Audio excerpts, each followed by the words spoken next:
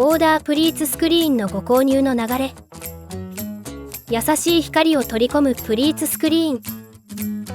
窓にぴったり収まるオーダープリーツスクリーンのご注文方法をご紹介します。ステップ1、窓枠のサイズを測ります。高さ、横幅の2箇所の寸法を測るだけで OK です。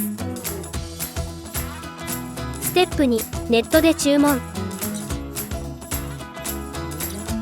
和紙調や無地柄など豊富な生地がラインナップ。お部屋のスタイルに合わせてお選びください。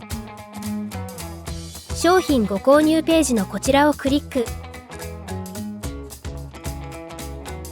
自動見積もりページで生地のカラーの選択やサイズを入力していきます。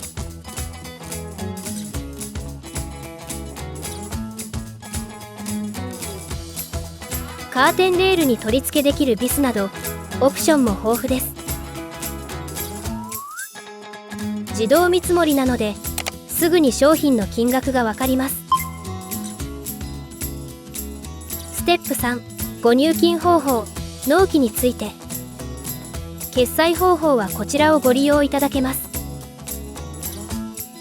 納期はご入金完了後、おおよそ4から6営業日で発送いたします。商品によって納期は異なりますので、詳しくは商品ご購入ページをご確認ください。